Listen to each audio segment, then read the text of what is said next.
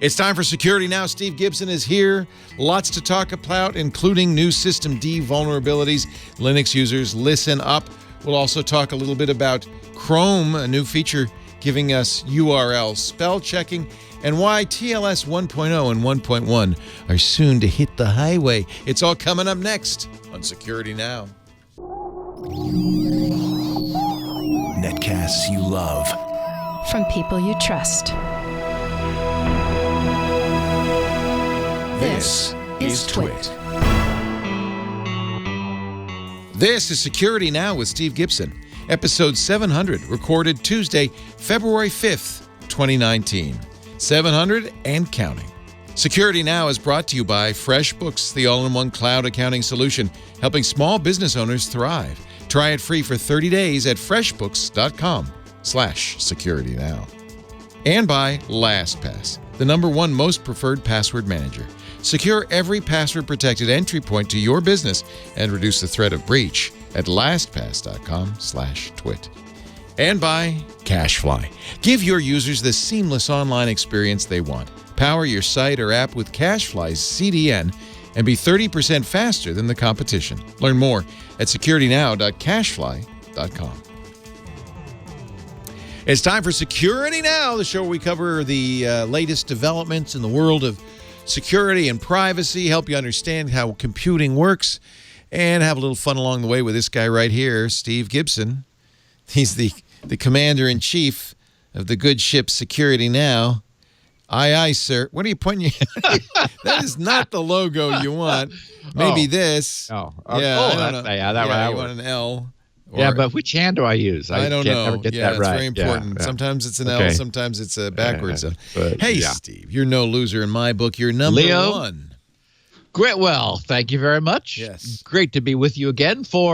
As I was saying before the podcast to you, I was tempted to title this one the 700 Club, but I thought, no, that's been taken. So let's just call this one 700 and counting. The 700th episode. Yep. Amazing. And as is sometimes the case, there was no one particular crazy thing that stood out. So we've got a bunch of stuff to talk about. We've got Chrome getting spell checking for URLs. That's what I call it. That's not what they call it. A bunch of Linux news with reasons to be sure, extra sure, you're patched up to date, and some performance enhancements, updates, additions, and deletions from Chrome and Firefox. There's some more Facebook nonsense, and I have a theory about Facebook nonsense we'll talk about. Also, a bold move planned by the Japanese government. I've not been listening to the network, so I don't know if you guys have been talking about this on other podcasts, but something big is in the works. We talked about it on Twitter. Yeah, I thought it was very interesting. I'm glad you're going to bring it up. Yeah. And also, we've got Ubiquiti routers in trouble again, big trouble. A hopeful and welcome new initiative for the Chrome browser, a piece of errata, a quick Squirrel update, and some follow-up thoughts about VPN connectivity. So I think I can promise another great podcast for our listeners. Well, that ought to do her. I tell you what. Sounds like fun ahead with Steve. And, of course, our picture of the week is just good. But we'll get to that in a bit. First, FreshBooks. I worked for a long time as a freelancer, and I'm still a kind of small business. FreshBooks is the all-in-one cloud accounting solution for small business owners that saved my life back when I was going down to up to Canada. It's up there, I think. Yes. Actually, it depends on your orientation. It could be down. It could be down. It just depends. Parts of Michigan are Canada. I was going to Toronto, which is basically north. Let's just say north. How about that? Closer to the pole. And, of course, one of the problems I had was I had to send out an invoice every month, including expenses, which was a big pain in the butt. And it had to be in Canadian dollars. Had to send it out to Rogers. And I remember, I would go months without doing it, because who wants to do that? It's just a lot of work. It's like, if you think paying bills is bad, making bills is worse, right? Anybody who's a freelancer knows this. We all know it. Amber MacArthur, I got to give her credit. She said, she probably was just annoyed because I was kind of whining about it all. And she said FreshBooks. They just started in Toronto. This was 2003, 2004. They just started in Toronto. It's a Web 2.0 company. That's how long ago it was. And you're going to love it. And she's right. It all started with it made it very easy for make invoices and send them. And one thing I noticed, if you don't send an invoice, you don't get paid. So that helped. Actually, it turns out because FreshBooks invoices have automatically, just as a FreshBooks customer, the ability for your clients to pay you directly through the invoice, you get paid on average twice as fast. Because it turns out your clients don't like paying bills any more than you like sending them. It's not that they don't want to pay you. It's just like another chore you got to do at the end of the month. Well, if it's in the invoice, it's right there. They press the button, and boom, you're done. They're going to do it. And here's the thing. Here's the reason why you want to use FreshBooks, if that's not enough. It is, without your knowledge, true accounting. It's full industry standard accounting for users of all levels. You don't have to know anything about accounting. I don't. But it does it in the process of just doing the invoices. So here's why. When you do the invoices, now that's your accounts receivable. When you get paid, that's your accounts paid.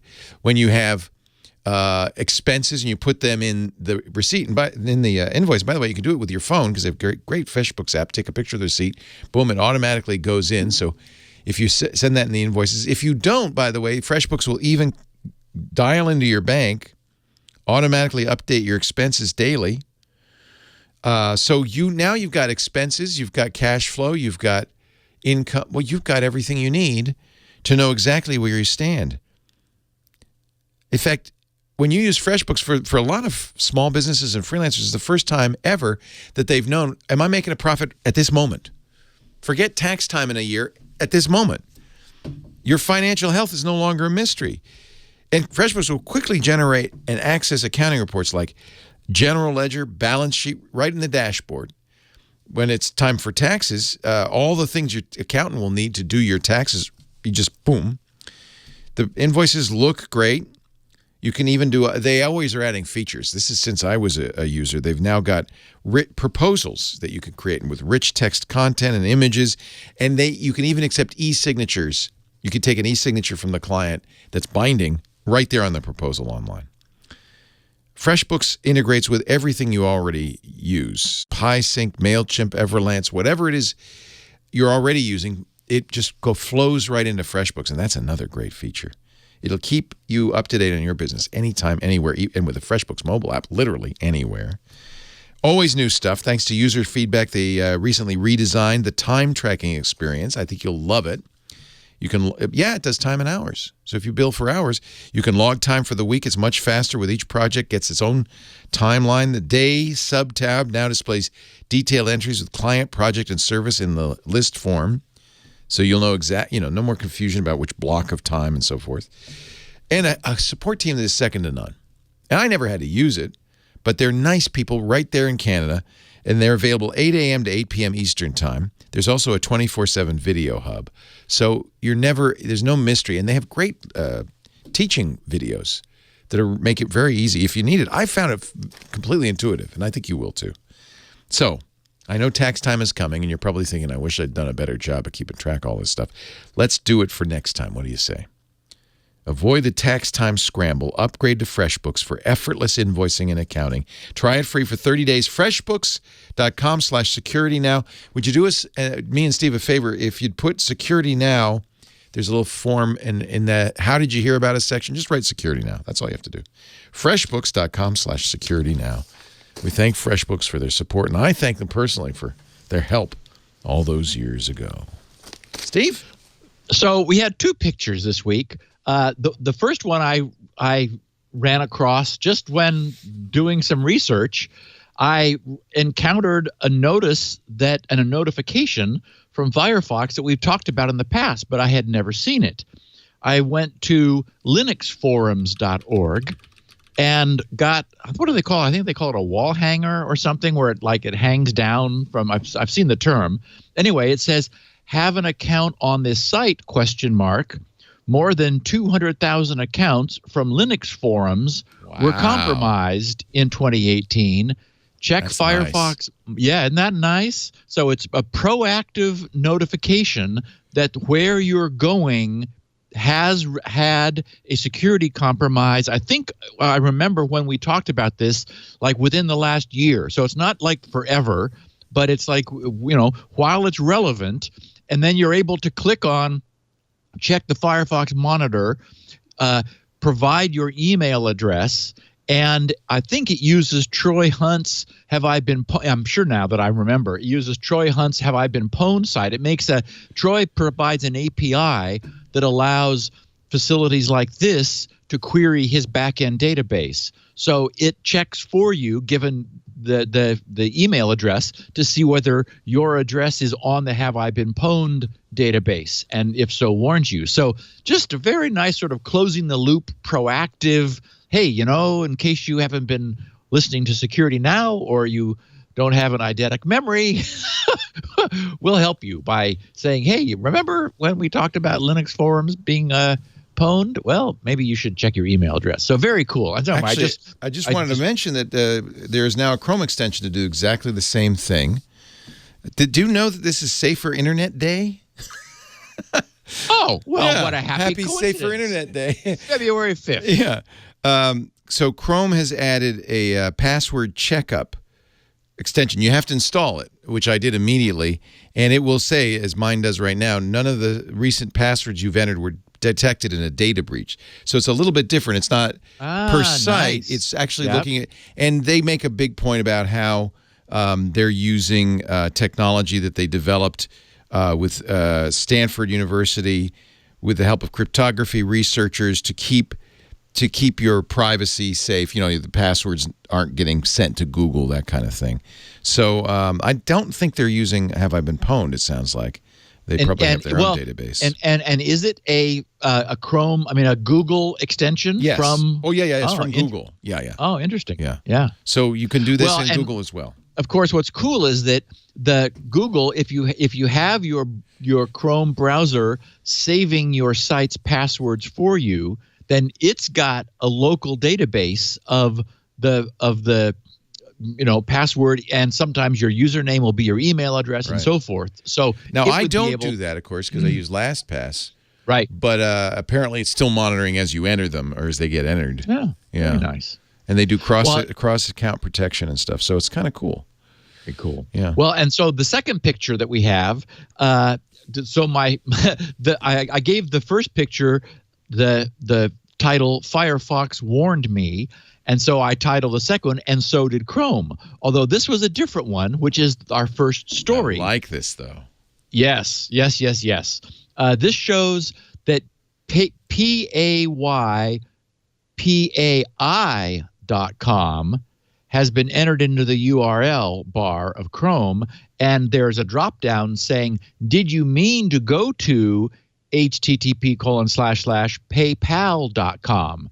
I'm not sure why it didn't do https://. Yeah. That's interesting. But and it's a link, so you could click it and it would. You could say, whoops, yes. Yep. That was a typo. I meant exactly. So you click and you go to the right place. Okay, so a bit of terminology first. Typo-squatting, which is what this practice is of bad guys registering lookalike or typo like paypai.com and hoping that some percentage of people are going to type I rather than L and go there, and then so what they'll do is they'll set up a fake looking PayPal site and say, you haven't used this machine or you haven't registered before on this machine, or one way or the other, they will spoof you into getting you to give them your PayPal credentials, believing that that's where you are, and then you're in trouble. So this so-called typo-squatting is formerly known as an IDN homograph attack, IDN being international domain name, but typo-squatting is a lot catchier. Similarly, although I think that URL spell checking is clear, Google calls their forthcoming technology navigation suggestions for lookalike URLs. I don't think that has a catchy abbreviation, NSFLU. Nisflu. Nisflu. Yeah. So it's under active experimentation with the Canary release, which is at 70 now in Chrome. And if all goes as planned, it will be appearing in mainstream release before long. You know, they like to sort of roll these things out incrementally, which is a good thing.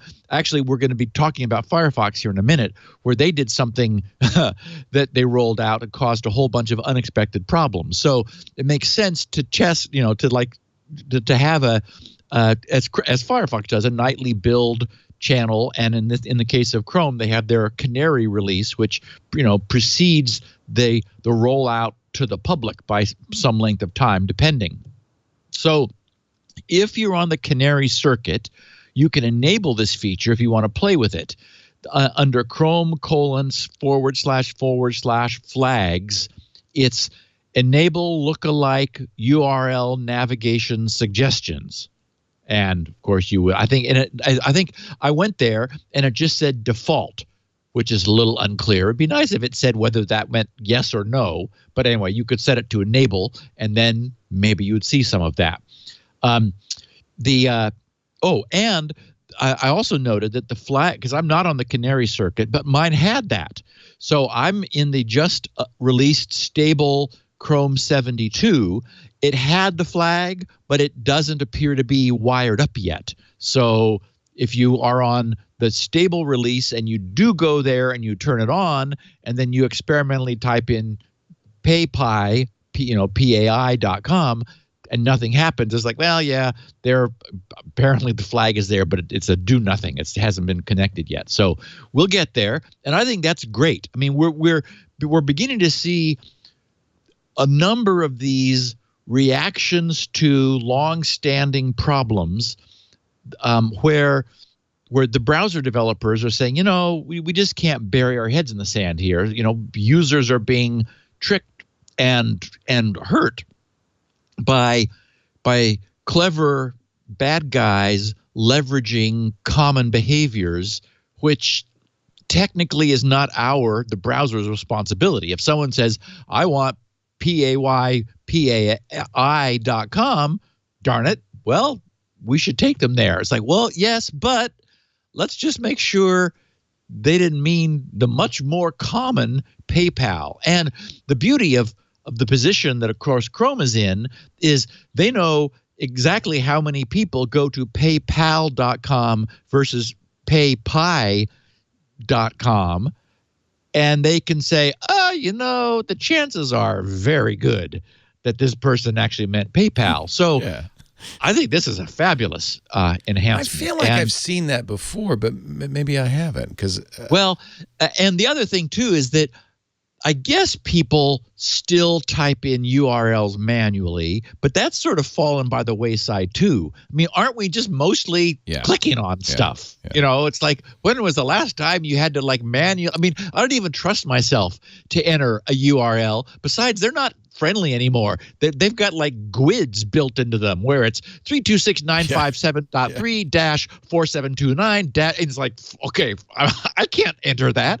Just, give me a link to click. So, in fact, we may see ultimately the URL become sort of more obscured. And it's like, well, do you really want to enter this by hand? Because, that's only for sophisticated users who, it's like, okay. So,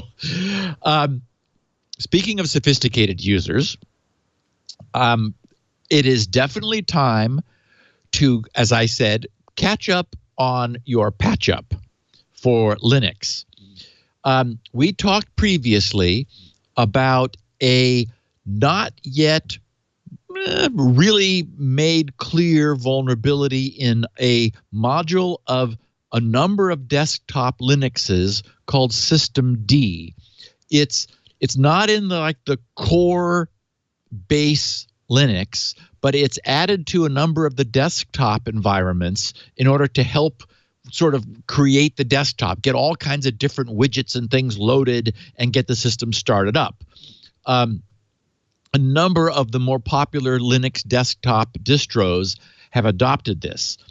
Well, just last week, a company called Capsule 8, which is they're a U.S. cybersecurity company, published a working proof of concept, which unfortunately weaponized 2 of the 3 vulnerabilities which were reported late last year by Qualys. And we talked about it at the time. There wasn't much information, and that was on purpose because we didn't want this to happen, what just has. On the other hand, it's been a couple months, and hopefully people are keeping their Linux distros current. If not, as I said, now would be a good time to catch up your patch up. On the 9th, Qualys posted the following detailed report. Their report was titled System Down, a System D Journal D exploit. And they said, we discovered 3 vulnerabilities in System D-Journal D. So this is a logging component of the System daemon module. There are 3 CVEs that have been assigned, ending in for 2018, ending in 1684, 16864, 16865, and 16866. The first 2 are memory corruptions where the attacker can control allocs, and the third one is an information leak which results from an out-of-bounds read. So in researching it, thanks to the audit trail that we have on Linux modules, Qualys was able to see that the first of these, the 16864, was originally introduced in April of 2013 in the System D version 203, and it became exploitable in February of 2016 in System D version 230, or build, I guess, version 230. They said we developed a proof of concept for that 16864 that gains EIP, that's the extended IP or the extended instruction pointer control on a 386 machine, on an x86 architecture. The second one, 685, was introduced in December of 2011 with System D version 38 and became exploitable in April of 2013 with version 201. Then the third one, which is 16866, was introduced in June of 2015 with System D version 221 and was inadvertently fixed in August of 2018. So Qualys says we developed an exploit for 16865 and 16866 that obtains a local root shell in 10 minutes on an x86 architecture and 70 minutes on a 64-bit machine on average. They said we will publish our exploit in the near future.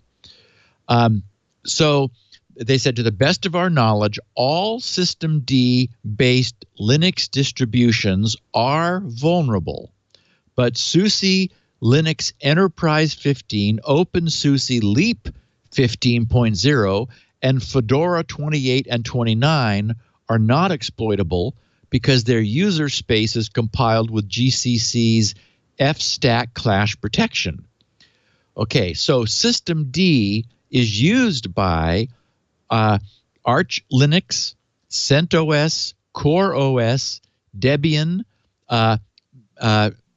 is it Magia? Looks like Magia. Manja. No, I don't know. Manja. No. Yeah, okay. I don't know. Good. Yeah, it's spelled Mageia. So maybe it's a Magia. Magia, yeah. Mint, Red Hat Enterprise, Solus, and Ubuntu. So, of course, the big ones there are Debian and Ubuntu. And I did have Fedora in my list, but at least 28 and 29 are not exploitable. So the point is, this is a module which, if it has not been recently patched, is subject to a local vulnerability. It's worth noting that this is almost certainly only of local concern. that the 18685 is a vulnerability triggered. I'm going to go into this a little bit because it's interesting how we fit these together. This is another example of individual vulnerabilities not being a great cause of concern, but then you mix them, you combine them in order to get what the hacker does in order to get what they're looking for. So 16865 is a vulnerability triggered by code in the systemd's logging software, that's the journal D, that allocates temporary memory to contain a log entry without first checking that the request is of sensible size. This means that you're able to allocate, basically ask it to log something that's megabytes in size. And in fact, that's how they found it. They were actually, Qualys was actually doing some research in something else and had some reason to actually produce a log entry of that size, like a dump of some sort. Excuse me. And it crashed the system. And they said, whoops, what crashed? And that's, of course, where these things all begin. So what this allows for is ready code execution, but that's thwarted by the presence of ASLR, address space layout randomization, which, of course, as we know, prevents you or dramatically improves increases the difficulty of exploiting because it's randomizing where things are located in memory. Fortunately or not, the second bug, 16866, allows specially formatted text sent to the system log to cause this same systemd to write out a message containing data from parts of memory that the user is not supposed to see. So this is a classic information disclosure vulnerability, which again would okay, if it's something running in your own machine, is that really a big deal? Well, that allows the attacker the information required to then bypass address space layout randomization and exploit the previous vulnerability to run code of their choosing to accomplish whatever malignant goal they may have. So it's not clear that a remote attacker would be able to cause the log to be written or essentially to exploit this remotely, but it's certainly the case that something running on your own machine could. So the idea would be if this weren't patched, and now what's happened is last week, full weaponized proof of concept code exists. There is also, I'm seeing just sort of in the air this year, a growing focus on Linux attacks. Linux has so far, and sort of compared to Windows, enjoyed, relative obscurity in the hacker community. That really does seem to be changing now. Maybe because Linux is being adopted on an international scale, as we were talking about last week, Leo. It's like, well, okay, why is it that Russia and China are using Windows? That just seems nuts. And of course, as we know, they're moving away from that to their own typically Linux-based platform. So maybe that's why we're beginning to see more of this. But in any event, some would say that one of the flaws is it's become more monolithic. More and more applications or distros are using systemd, which is not, that's a little controversial. I just looked at my systemd, and it's version 232. These are fairly old versions they're talking about. I think. Oh, no, 230 is vulnerable. Yeah. Okay. Yeah. And I'm on unfortunately the Debian stable version, and Debian doesn't quickly update these, and so it doesn't look like there's an update available. So that's interesting. Yeah. Well, so good. I'm glad you checked. Yeah. And for our listeners, again, I can't say for sure that somebody outside your system couldn't force logging. I don't think they could obtain the results of the logging, which is what is necessary for the ASLR bypass. But just just, if in general you're lazy about, like deliberately lazy, as many of us are now on Windows, like, I don't think I want that feature update yet because it hasn't been going so well for people. Just if in general you're not in a hurry to change things, under the if it's not broke, don't fix it approach, which I certainly understand, being somebody who just recently left XP, then now would be a good time to say, well, let me just check to see if there's something new, or maybe give it a month. But, don't give it forever, because this thing could end up biting you.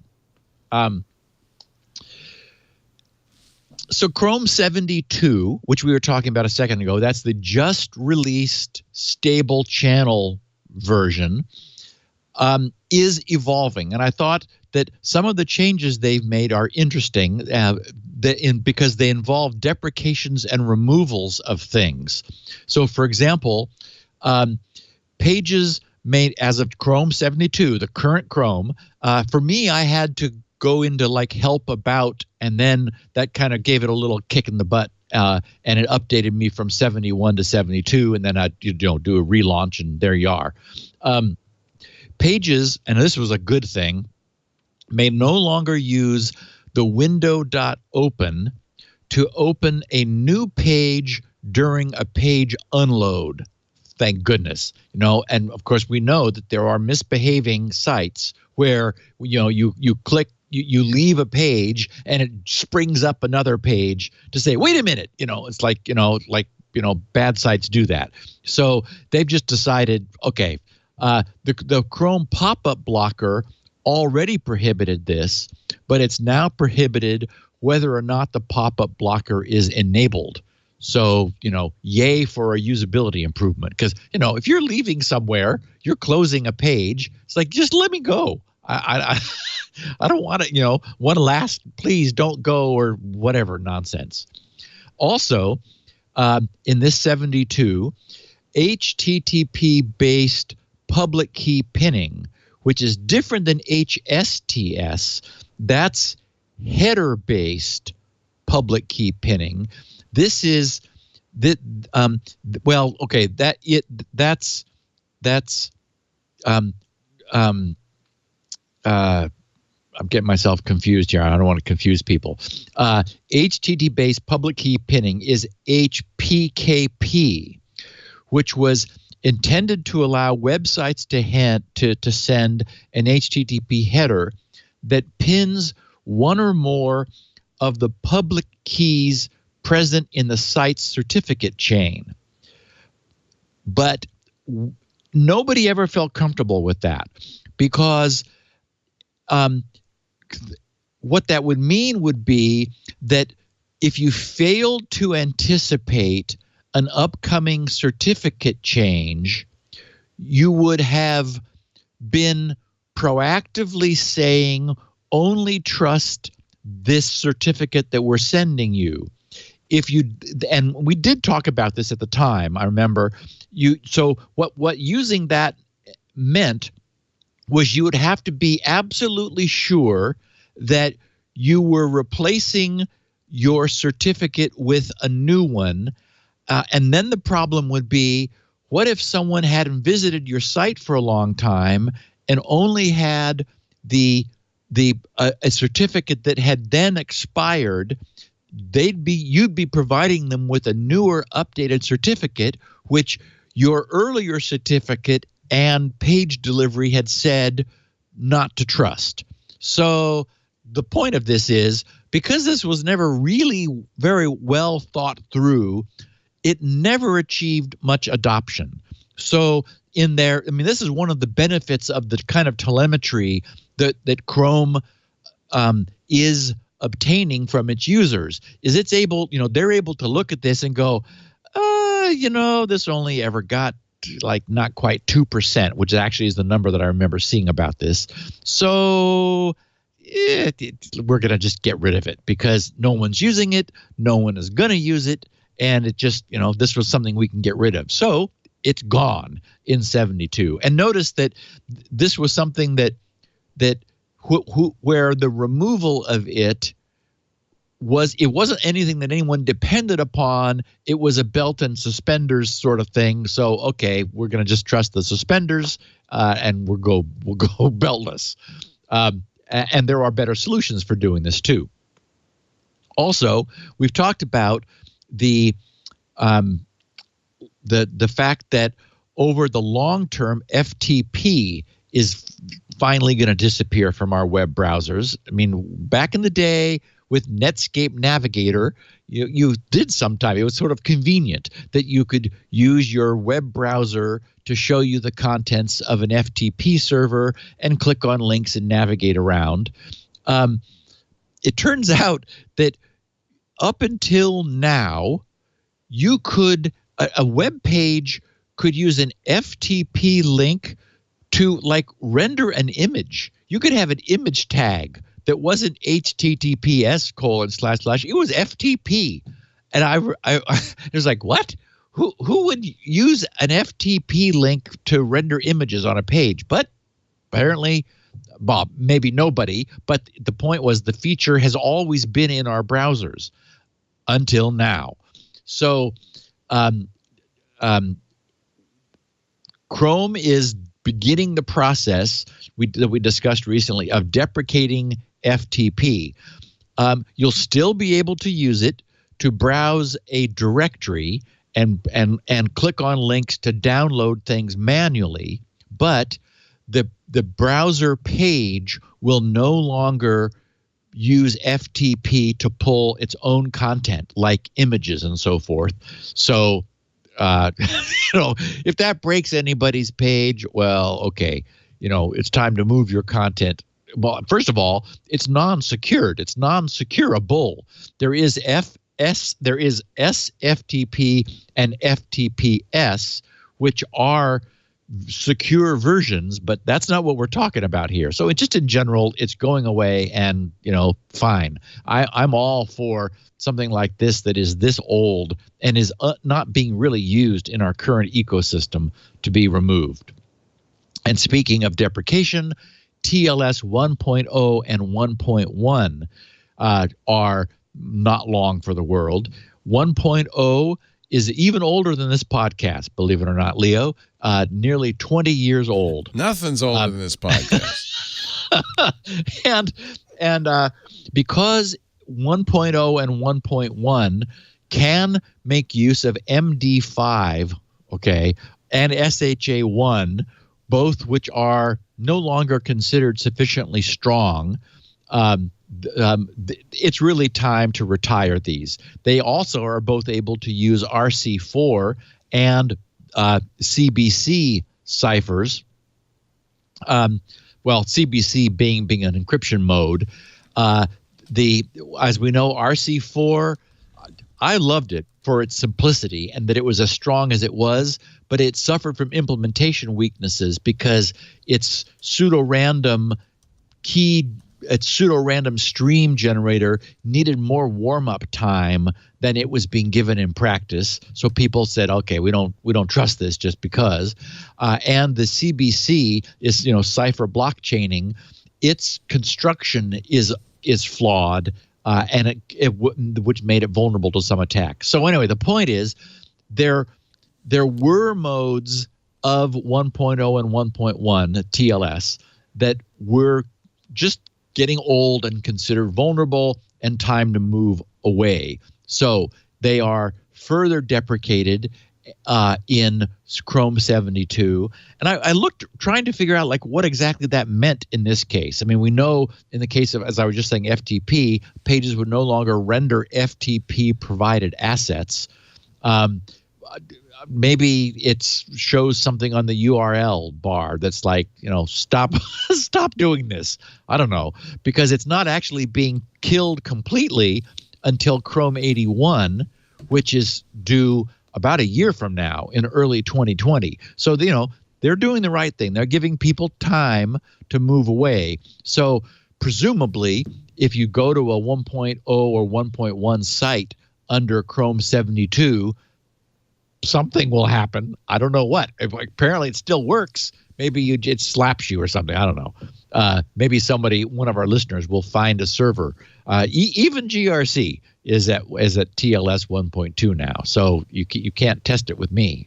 It'd be interesting to know what happens with this deprecation of 1.0 and 1.1. Presumably, it's something that the user sees that causes them to be worried, that then puts pressure on the site to update their servers in the next year sometime. So good.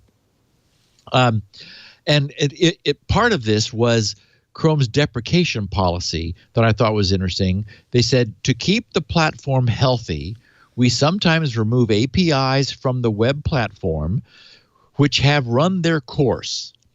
And they said there can be many reasons why we would remove an API, such as they are superseded by newer APIs, they are updated to reflect changes to specifications to bring alignment and consistency with other browsers, they are early experiments that never came to fruition in other browsers and thus can increase the burden of support for web developers.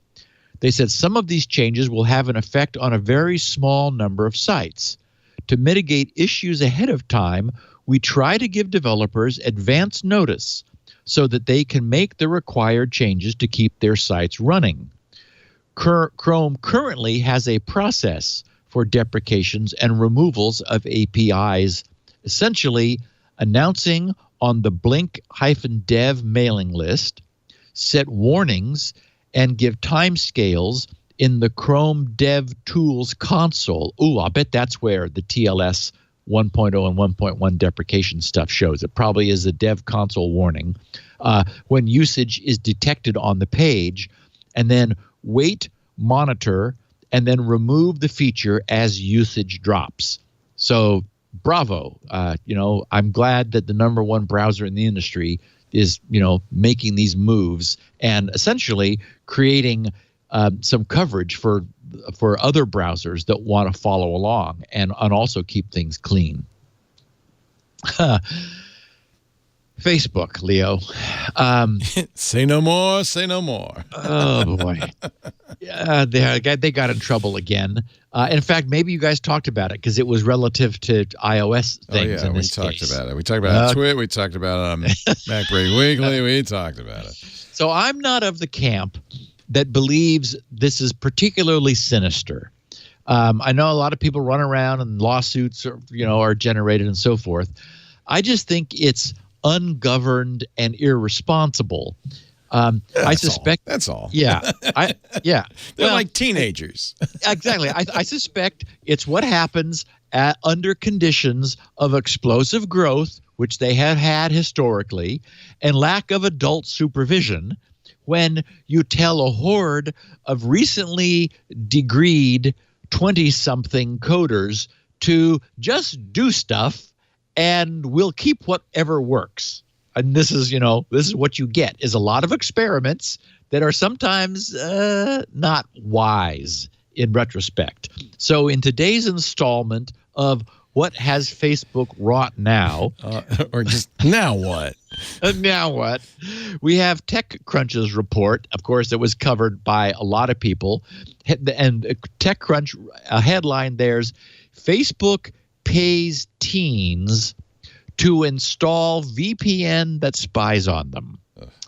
And so the short version of this is it has been discovered that Facebook was paying as much as, and I don't know what set the price, maybe how active they were or how busy they were or where they were going, but I mean, $20 a month is not nothing, to install this app, which as part of its installation requires you to install Facebook's root certificate. So as we know, what this allows is a full man-in-the-middle interception of all the traffic that your device, typically your smartphone, is transacting, allowing full visibility into everything that you're doing for monitoring purposes, for which, in return for which you're apparently being paid somehow and maybe I'm sure probably you have more details from the gift consumer cards. They were sending you gift cards. Okay. $20 a month. So ages 13 to 35, apparently in this coverage since 2013, and again, if the concern was, okay, wait a minute, this is not okay. It is a privacy breach. It's a root certificate installed on the phone. And also, and this was the thing that upset Apple so much, is that Facebook had this enterprise was participating in this enterprise developer program, which is a means for allowing a company to develop iOS apps for its own internal use that allows them to be signed and thus honored by the enterprise's employees, but not the public at large. Public at large is supposed to go through the iTunes store in order to download these things. Well, Facebook was doing an end run around the iTunes store and misusing its enterprise developer program in order to make these apps available to end users without going through iTunes and the iTunes App Store, and thus subject to Apple's scrutiny and verification. So Apple's not happy. Facebook said that they had removed this from iTunes availability. Then it turns out that Apple had actually booted them from the store. It's a mess. And if you have anything more to add, Leo, I'm all ears. No. Just they're still offering, both Google and Facebook still offer their snooper apps on Android in case you want to run them. Oh, that's right. I forgot. Still there, available for use on Android. Well, it's not against the rules on Android. Yeah. TechCrunch reported they asked a German researcher, Will Strafak, and he was quoted saying, the fairly technical sounding, quote, install our root certificate, unquote, step is appalling, he said. This hands Facebook continuous access to the most sensitive data about you, and most users are going to be unable to reasonably consent to this, regardless of any agreement they sign. Yeah, that's the issue. Is you know what you're getting? Yeah. Yeah, and teenagers, so it was aimed, the Facebook product was aimed at 18 to 35-year-olds, 5% of whom were teenagers, and Facebook says, but we got a signed consent form from their parents, but that's the point, is do the teenagers or even their parents really understand what they're agreeing to? Probably not. Right. They're just, if Facebook says something like, we'd like to watch what you do online so we can make our product better. Yeah. Exactly. How bad could that be? Again, and I don't think Facebook's nefarious. I mean, that's what Strafel could say, is that, well, you shouldn't give anybody root access. But, I mean, honestly, I don't think they're using it for a man-in-the-middle attack. Well, they are, in fact, literally. But in fact, that's why I was careful to say man-in-the-middle interception. Yeah, there you go. Not attack. Yes, yes. That's right. Yeah. And they said, we told everybody. That's what we told them we were going to do that. In fact, back when I discovered that ad-aware stuff in my machine and created opt-out, arguably the industry's first spyware removal tool, the uproar was unbelievable. Yeah. And the guys at ad-aware said, wait a minute, it's in the fine print. It's like, that isn't, sorry, but nobody reads that. Right. No, you can't. Right. Yeah. Yeah, it's a little disingenuous to say, oh, everybody knows what we were doing. We said that we were doing it. It's okay. Yeah. You chose it. So, Leo, let's take our second break, and then we're going to talk about a big move planned for next week and the Japanese government, which I'm bullish about this. Okay, I was curious. I think this is really going to set a good precedent. All right. Good. We'll talk about that in a bit. But first, a word, as long as we're talking about security, about LastPass. LastPass is the solution to what we were talking about earlier with Firefox and Google, where you're on a site where passwords have been breached, or you're shame on you, reusing the same password over and over, except there's no shame because passwords are hard. This was a dumb idea to begin with. Before passwords, before the web and apps, you'd probably have to remember your phone number. You'd have to remember your street address. I remember as a little kid having to memorize those. Your locker combination in school. That's about it. Now you're expected to remember thousands of unique, unmemorable, because they're random passwords for every site you visit. No, you're going to use your birthday, your dog's middle name, and leave it at that. And that's where your troubles begin. Now, I know by now you know better. If you listen to this show, you certainly know better. You're doing the right thing. But let me talk to business owners, because even though you know better and you're doing the right thing, are your employees? No, they're still doing, even here at Twit, where, this is a tech company. People would presumably understand stuff. I find people doing crazy things all the time. All the time. I won't name names, but just trust me, stupid things that you would go, what? Facepalm. And that's why you need LastPass for your business. You don't want to be the next headline, big breach at your company because an employee was using Monkey123. That's for your database. That's not what you want. What you want is LastPass. It's not only the #1 most preferred password manager, used by 16.5 million people and over 43,000 businesses. It has the features you want as an administrator to insist. Well, for instance, you can set master password requirements. You can require two-factor. We've been using LastPass Enterprise for years. I started using LastPass when it first came out more than a decade ago. I've been using it personally. Steve he uses it. He's talked about it before on the show. You can go back and listen to previous Security Now, hear his discussion of LastPass in our interview with Joe Segrist, the creator of LastPass. So it stores passwords securely and safely. Passwords are only decrypted at the device level. So LastPass has no access to your passwords, to any of your information, period. Boom. We use two-factor. We require two-factor. You can use YubiKeys, Duo keys. You can use authenticators. LastPass has their own authenticator that instead of sending a text message or a 6-digit code actually puts an approve deny button on the user's phone. That's actually great. Employees get it. They say, okay, you're logging into our bank account. Okay, now approve it on your phone. They pick up their phone. They do it. That's good, strong two-factor.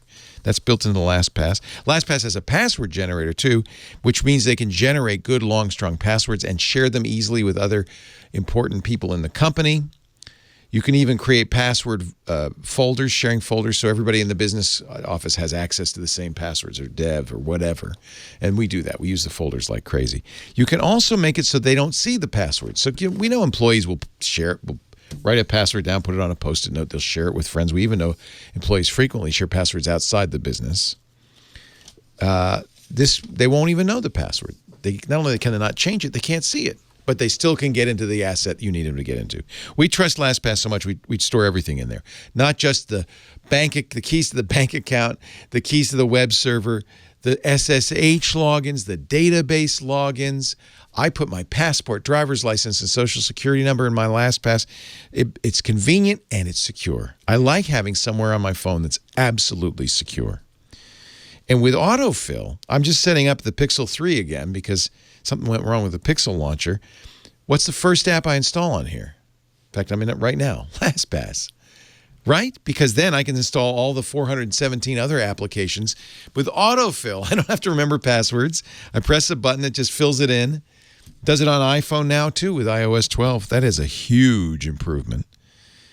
And I can go on and on. If you use Active Directory, you can use your Microsoft Active Directory credentials as your LastPass password. Employees, our employees forget their password frequently. That's all right. They contact the admin, and he resets it. And that makes it very easy. You can restrict access, too. After the employee leaves, you can just say, okay, that access is gone. Whether your team needs to just share passwords or you're worried about being the next data breach headline, you need LastPass, and it will scale no matter what size your business. They have the enterprise solution. That's what we use, but there's also LastPass Teams for teams of 50 or fewer. For individuals, LastPass Premium.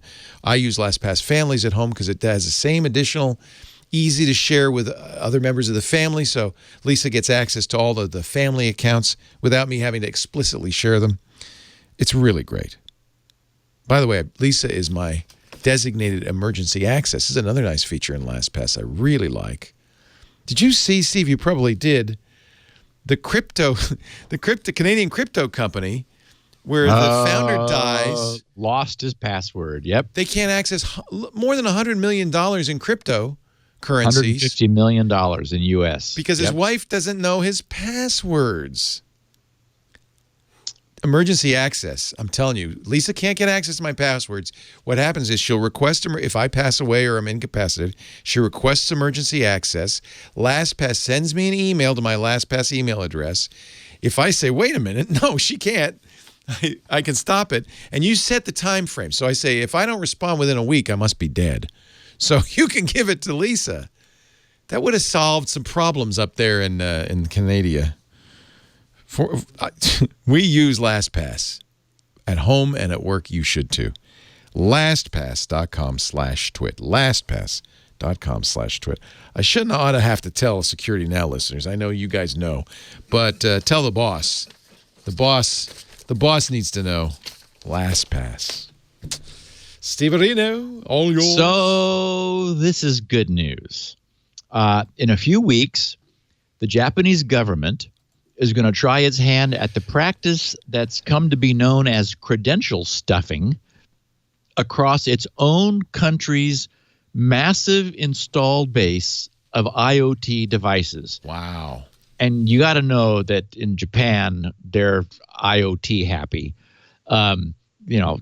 Anything it can find publicly, from enterprise network level down to end user routers, whose owners never change their default passwords. The NHK is Japan's national public broadcasting organization, which reported that the government had approved this first of its kind venture several weeks ago. So mid-February, staffers from the National Institute of Information and Communications Technology, NICT, will take many previously successful username and passwords and use them to attempt to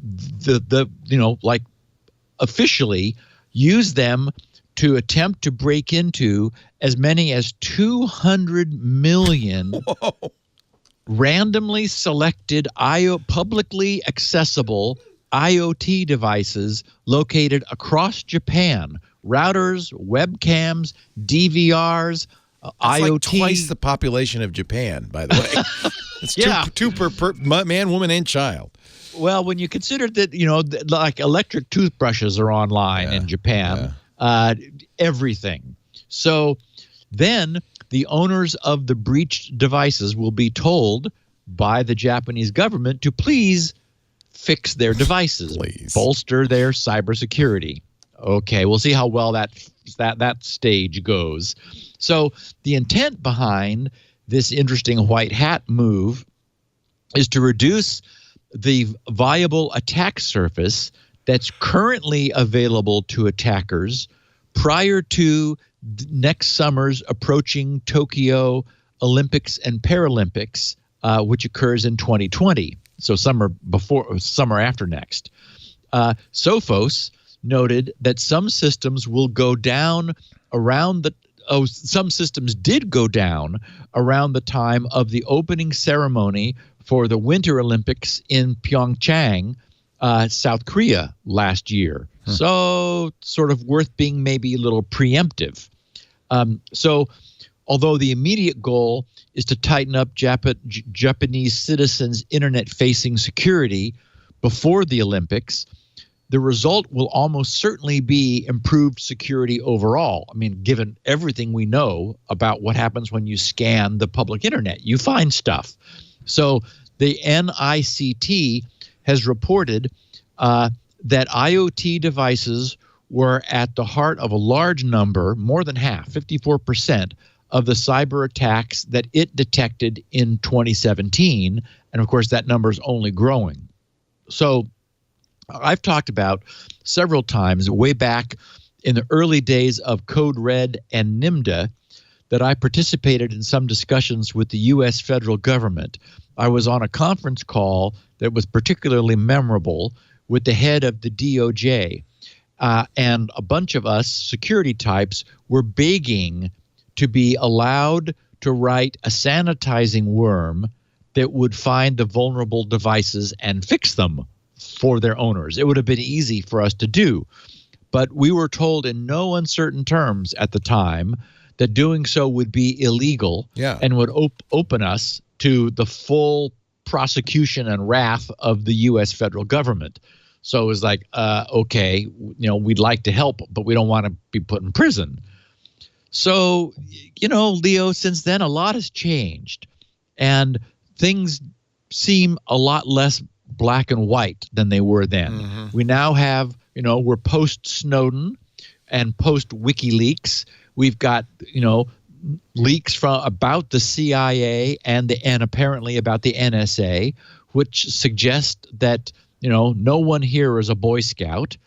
And it's increasingly seeming that because of the size of this threat, that tying the hands of white hat hackers while the black hats are allowed to run free and to cripple our cyber infrastructure is seeming less and less correct in practice. I don't think we've talked about it, but in the news recently has been, the observation that apparently foreign actors are able to cripple our electric grid, and there was something else, some other major aspect of our cyber infrastructure has been reported in the news. And it's just like, okay, are we actually completely unable to do anything with the fact that we are hosting this kind of potential trouble? And it sort of seems counterintuitive. So if this Japanese experiment bears fruit, and you can bet that all governments are watching closely to see how it goes, it seems to me it could go a long way toward opening some doors and maybe changing some minds about the feasibility of being proactive. And it could be done incrementally also. For example, individual ISPs could be chartered with the ability to inspect the publicly available ports of their own customers, whom they know because they have a customer relationship with them, and then to deal with them one-on-one to detect any or to resolve any vulnerabilities that are detected. And that, of course, would create, if that were allowed, that would create a market for a big hardware security vendor to produce carrier-grade network vulnerability scanning, which would scan into an ISP's address space, looking for and logging, and then allowing vulnerabilities to be handled. It just sort of seems like we're going to end up there sooner or later, and sooner is better than later. Yeah. Wow. Yeah. Firefox 65 is where we are now recently. And I've not had any problems because I'm not using Avast, AVG, Bitdefender, ESET, or Kaspersky. But it turns out people who were having problems. Oh, really? That's pretty much everybody who uses antiviruses. Yeah. Wow. Well, in order to maintain their relevance, all of those AV tools had begun the practice of installing a root certificate of their own in the user's machine. Because after all, the web has gone HTTPS. And if they're not able to scan into the files that are being downloaded, the content that is being brought into browsers, how do they maintain relevance? So what happened was Firefox 65 began to roll out, and people began getting notices that their connections were not reliable, or the sites they were visiting could not be trusted. It turns out that Mozilla was implementing a man-in-the-middle attack detector, and the Mozilla people also, and apparently none of their early testers were using Avast or AVG or Bitdefender or ESET or Kaspersky. So they didn't have any problems. But as soon as it began going out to a wider audience, this began to happen. And what's interesting is that we've long known, we've talked about this on the podcast, that Mozilla, due to its sort of odd origination with Netscape and their own security suite, Firefox, for example, on Windows, does not use the Windows built-in security API. They bring their own Netscape security package with them, and it contains their own root store. So it turned out that the certificates that were being stuck into the Windows root store were not also being trusted by Firefox that has its own root store. And so there was this disconnect present, which Firefox 65 then began to detect. The moment these alarm bells began to sound as 65 was rolling out, Mozilla halted the release of 65. Also, AVG and Avast both issued patches in order to back off their scanning of Firefox, so that they would no longer be filtering that and triggering these events. So basically, everyone scurried around and stepped away from what was essentially a collision of sort of best attempts and good intentions in order to solve this problem. So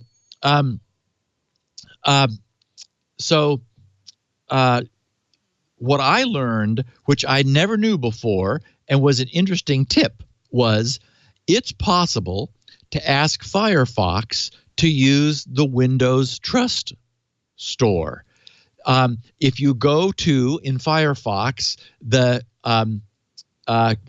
standard about:config, as we know, when you put in about:config, you get this massive list of incredible number of settings.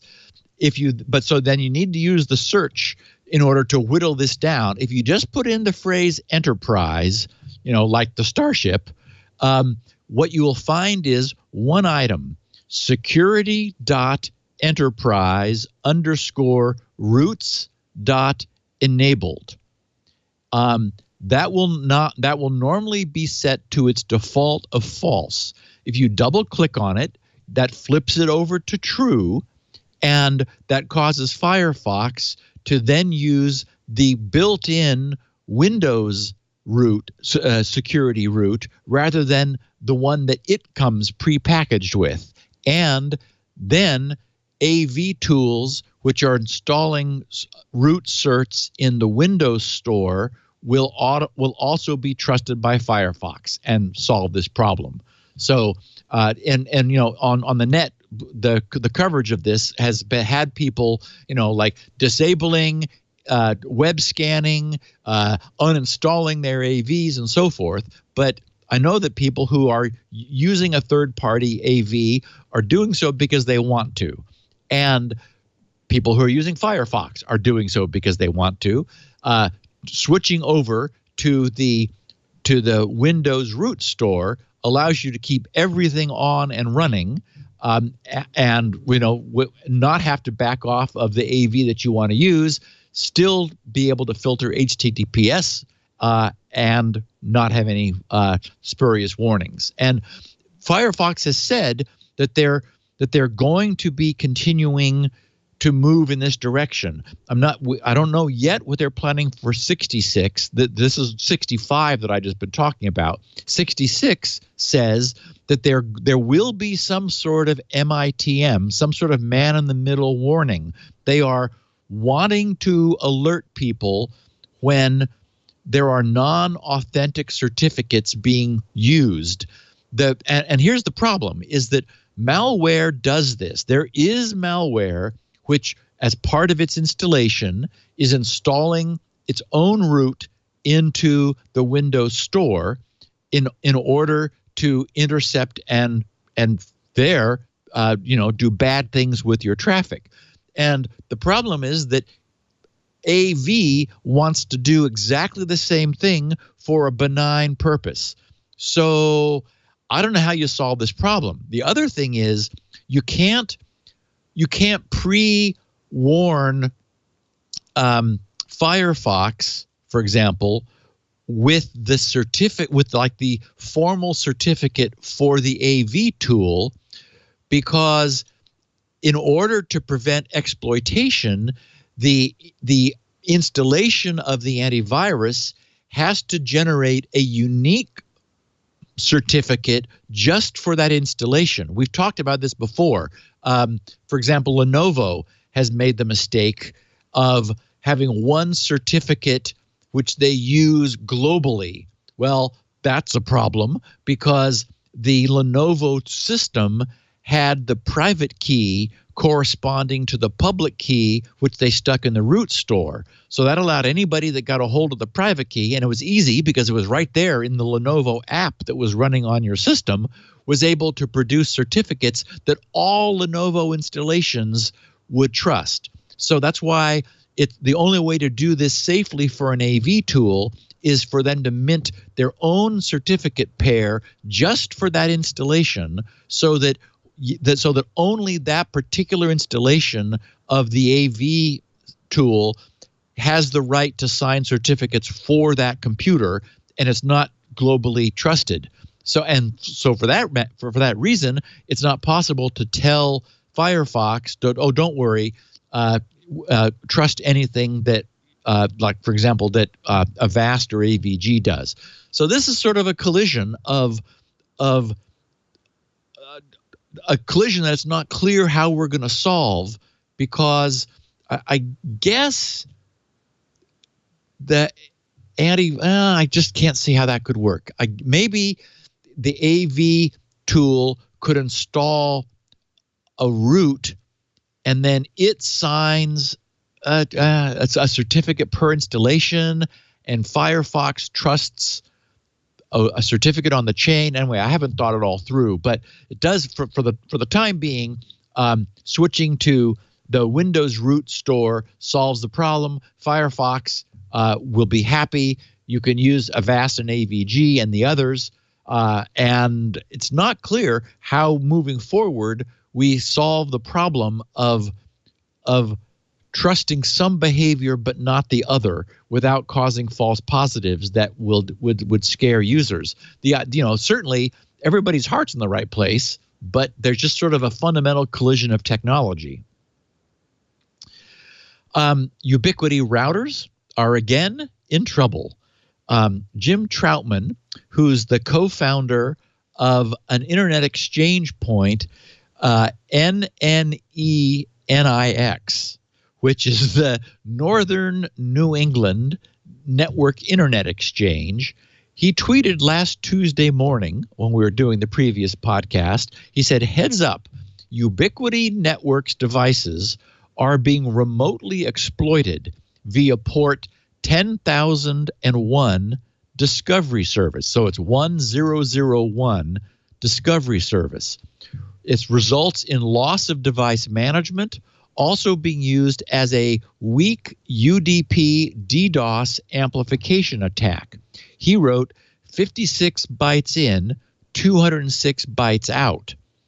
And he furthered that, he followed that tweet up saying that attackers are sending small packets of 56 bytes to port 10,001 on Ubiquiti devices, which are reflected and relaying the packets to a target's IP address amplified to a size of 206 bytes, which gives them an amplification factor of 3.67. So not a huge amplification factor, but still, if nothing else, it allows an attacker to obscure their IP address by spoofing the source IP and bouncing packets off Ubiquiti devices.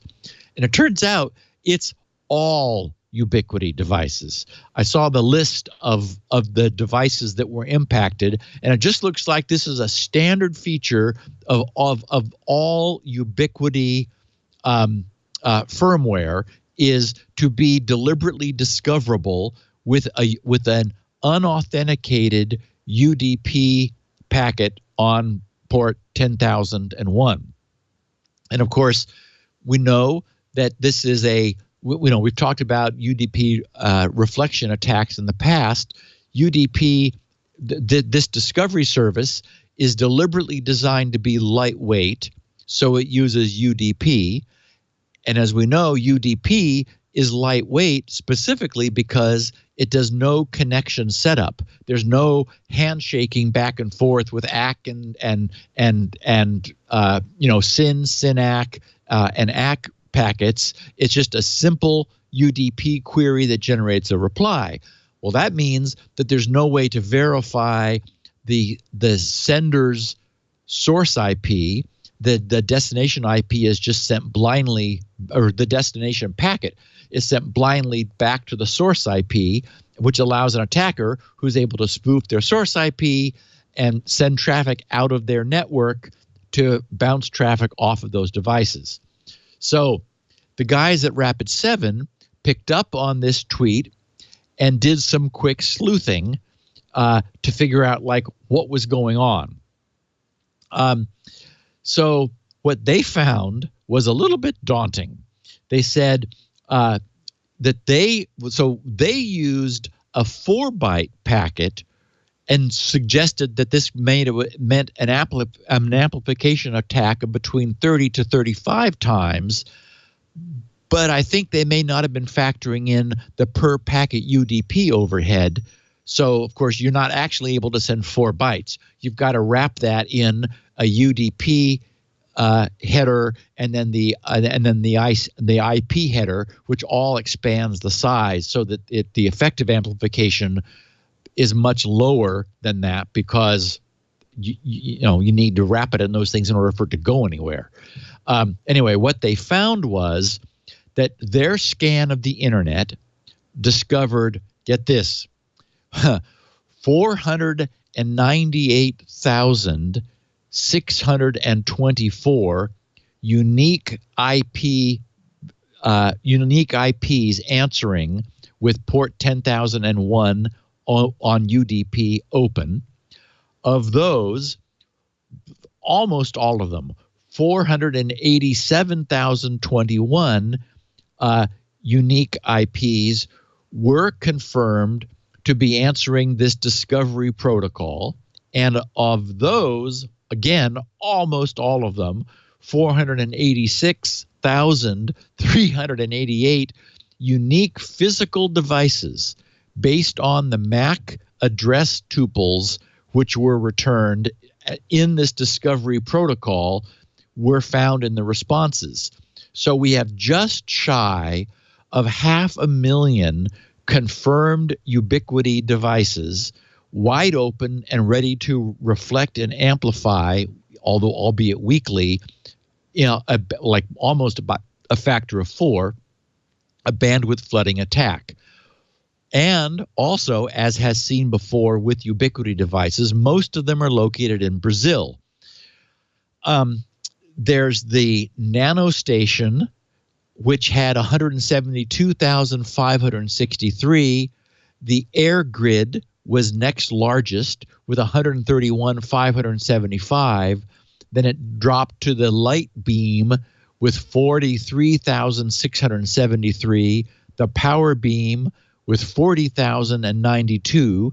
The Nano Beam with 21,360. And the Nano Bridge with 20,440. And then it continued dropping, diminishing across the entire Ubiquiti family. And what was a little somewhat more concern was that this discovery protocol was actually returning a wealth of information. What Rapid7 found was that a number of devices had, in addition to just being probed, they'd been hacked. 9,146 of them returned the device name hacked router help SOS had dupe password.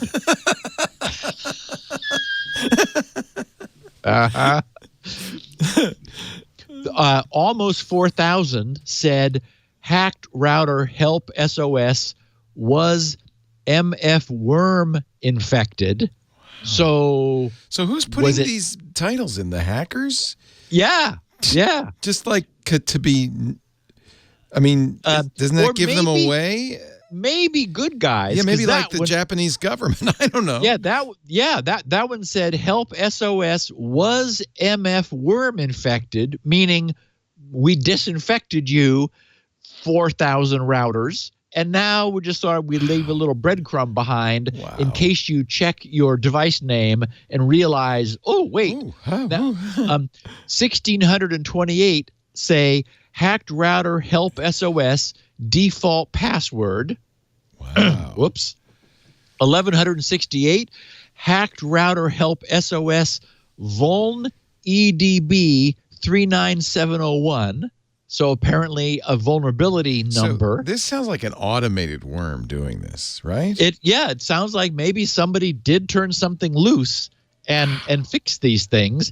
And a little over 1,000 said hacked router help SOS had default password, slightly different than default password. So it's that, but all of them start off saying hacked router help SOS. So probably one person who was going around finding and fixing these things and changing the device name in the process to say, you might want to give this a little attention. Wow. So anyway, this led Rapid7 to conclude that the attackers had also identified additional vulnerabilities, although actually we're now thinking, and I think you're right, Leo, these are not attackers. This is a white hat who was fixing these things and leaving some evidence behind.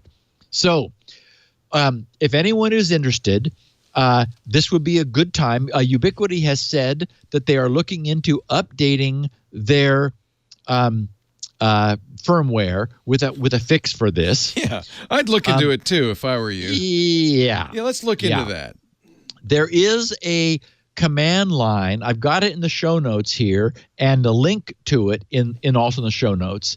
You can, if you get into your Ubiquiti management console, you use the command configure that puts it into configuration mode. So then the prompt changes to having a pound sign. Then you say set service ubnt-discover space disable, and yes, do that. Yeah. Then you say commit COMMIT, which then writes it into the configuration, and then you want to back out of configure mode. There's no reason for this to be on. You're painting a flag on yourself. You're saying, hey, I got a Ubiquiti router, and so if at any and that the probe of that 10,001 port will tell the attacker all about your device. So that's not something you want to be advertising. That's just not good. So to all listeners, I mean, I have recommended the Ubiquiti Edge Router X, which was a stunning little powerhouse for $49 back in the day.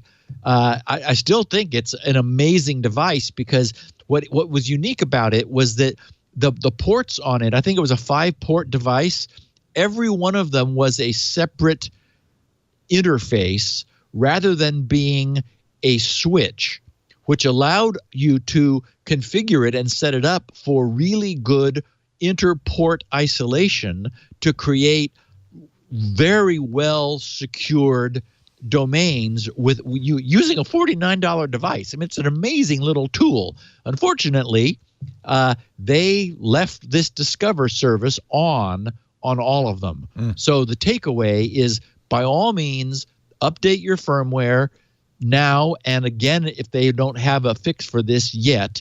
But in the meantime, disable this Ubiquiti Discover service. You don't want to be sending. Oh, in fact, no, shoot, it's not. I was going to say you could use Shields Up to check you, except that that's UDP, and Shields Up is a TCP scanner, with the exception of the UPnP service, that port 1900 that I deliberately created for that purpose.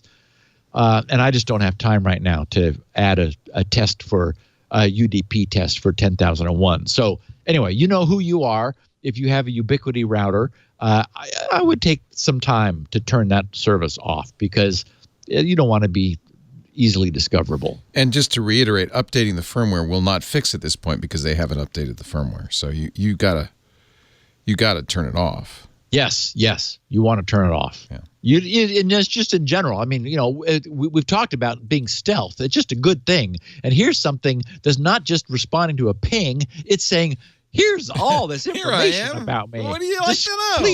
Please discover me. Hey, it's like, I've discovered you. Bad idea. So, okay, before our final break, I want to talk about a very encouraging development on the Chrome side. Google is working on something that they're calling never slow mode for faster browsing. Bleeping Computer put me onto this interesting experiment that one of the Chrome developers is working on. He calls it never slow mode. And the idea is that if, while a web page is loading, something is taking too long or something is too large, it will be abandoned and ignored in favor of getting the page loaded. I've got a link to his description it's under review for the Chromium project. And so I'm going to share what he posted. He said, never slow mode. He says, prototype, do not commit, meaning I'm not suggesting that, that we push this out in any channel right now. But he said it adds the enable -features equals never slow mode flag to enforce per interaction budgets designed to keep the main thread clean. Now, the main thread is that thing is like it's the main thread which downloads the content. He says currently blocks large scripts, sets budgets for certain resource types, scripts, fonts, CSS, meaning style sheets, images, turns off document write, clobbers sync XHR, that's the AJAX queries, enables client hints pervasively, and buffers resources without content length set. Now that means if the resource, normally a resource that you're requesting, you returns a content length tag or a content length header, so that the requester can immediately see the size of this. So he says it buffers resources without the content length set, meaning it will get them, but it's going to kind of hold them off to the side until it can see how large they are, rather than holding up the page. He says budgets are reset on interaction, meaning, so this is a non-interaction, click to load the page. As soon as you click or tap or scroll or do anything interactive, then the budget's reset. So he says long script tasks greater than 200 milliseconds. That's a fifth of a second. Pause all page execution until the next interaction. So, like, for example, that would instantly stall anything trying to mine cryptocurrency on your page. It would just shut down.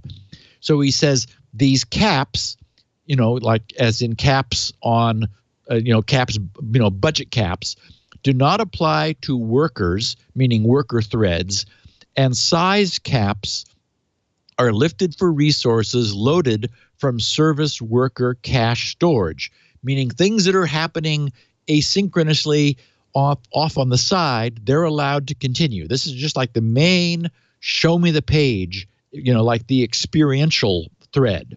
So he says current caps, all values are wire, for example, transfer compressed size. So this is the actual over the wire compressed size, not the expanded size, which is to say, the size that you feel because it's taking time to get into your machine. So he has the per image maximum size set to a megabyte, or is that a megabit? I don't know. MIB lowercase I. Anyway, a good question. I didn't think to wonder before. Could be a megabit or megabyte. It's capital B. Why? I've never seen it written with the MI like that. Yeah, it's kind of odd. That must be some sort of European thing. Could be. So, but what's interesting is the total image size, well, we'll call it a byte, a megabyte. Total image budget, 2 megabytes. So there's both a per and a total. Per style sheet max size, 100K. Total style sheet budget, 200K. Per script maximum size, 50K. Total script budget, 500K. Per font max size, 100K. Total font budget is 100K. Total connection limit is 10. Long task limit, as I mentioned, is 200 milliseconds. So then he said under to do, he said iframe depth is not yet limited. Oh, that's interesting. So nested iframes. He said, and font loading is not yet greedy. Feature policy header to trigger on per page basis is not implemented. No UI is implemented to inform users that a page is slow. So, okay, so I'm not suggesting that this is going to be like an immediate win. And I would agree with anybody who thought that it seemed fraught with peril. But I really do like the underlying incentive behind this, because today there is virtually zero pushback against sloppy coding, lazy image sizing, massive code libraries being downloaded just so that a single function can be accessed. I've seen that so many times, and it's just insane. Some sloppy web coder wants a particular function in some library. The library is massive, but it's all downloaded so that one function can be called because the guy's too lazy to code something simple themselves. It's just Anyway, that's what's happened to the web now. These guys don't care because they're busy, and no one is making them care. So they just let the page's consumer pay in bandwidth and time. So the idea that the number one web browser in the world might start actively pushing back and is like experimenting with this against needlessly slow page loads. I mean, again, this could be fixed. Images could be given more care and compressed. Code could be looked at to say, wait a minute, why is it so big? Anyway, I say bravo to this. I hope that the experiment is. We know that Google cares. Google has done things like this about being a little bit policey about caring about the page load time and the experience that their users have. So I just wanted to sort of put this on everyone's radar. We'll see where this goes. It would be nice, I think, if it had some future. And Leo, speaking of the future, let's do our final sponsor note, and then we'll continue. Our chat room says, sounds like a Google search, MIB is either Men in Black or or MIBI I'm byte. Sure, that's it. A MIBI byte, binary megabyte. So it's a real megabyte, 1,024 bytes. Ah, got it. Right, as right, opposed right. to Instead of 1,000 a million. or a million or whatever it is. One with a bunch of zeros. Yeah, 1,024 kilobytes as opposed to right. a million. Yeah, or 1,000 kilobytes. Yeah, as long as that kilobyte is also 1024. That's got to be a kilobyte. Yeah, a kibby byte, or kids in the block. Either way. A MIBI kibby. It's a MIBI kibby. So that's an interesting way to write it. I'll have to remember that, because that's actually kind of saying, look, I mean, when I say megabyte, I mean, real megabyte, a binary megabyte. Meaning binary. Yes, Yeah. exactly. Yeah, not decimal. Not a decimal megabyte. I guess you have to write that with hard drives these days. It's people lie. Our show today, I'm not lying when I tell you, today and for the last 10 years, has been brought to you by CacheFly. We love CacheFly. It's our CDN, our content distribution network. If you deliver content or apps or data to your users at the edge, you've got to give them the seamless online experience they want. And that was such a boon for us to be able to say, you're going to go to twit.tv/SN and download Security Now. And no matter where you are in the world, it's going to come to you from a server nearby. That's what a CDN kind of means. And fast. Actually, CacheFly is 30% faster than the competition. And I got to say, about 20% less. So do the math. That means 1,000 times better or something. No matter what industry you're in, if your website is tied to company revenue, you need to know about CacheFly. Rich media content up to 10 times faster than traditional delivery methods. And I think you know this. If you download our shows, do you ever notice a hiccup? Not because of CacheFly anyway. I never get those 3 a.m. phone calls. The CDN's down. That would be bad news. Great support personnel. Very helpful. Always there. And it's backed by a 100%, I'm not talking any number of nines, I'm talking 100% SLA. CacheFly guarantees the best user experience for all your customers, no matter where you are, what device they're on. Join the thousands of others, besides Twit, who trust CacheFly's reliable network. You can throw in LG, Microsoft, Adobe, Ars Technica. You listeners and viewers download petabytes of data every month from CacheFly's servers without a hiccup. And I have to say this is big. A lot of times in the past with a CDN, I'd be logging in to make sure we haven't exceeded our quota. I don't want to get a big bill at the end of the month because I wasn't paying attention. It's not how it works with CacheFly. You'll get a custom plan. In fact, you can work with somebody at CacheFly based on your yearly needs. So you don't have to worry about spikes based on your yearly usage trends. That's one of the reasons, on average, customers using CacheFly save more than 20%. Faster, less expensive, and just plain better. Just for you, CacheFly is giving away a complimentary detailed analysis, no pressure, no sales analysis of your current CDN bill and usage trends, so you can see if you would save money with CacheFly. Are you paying 20% or more? Higher than you need to?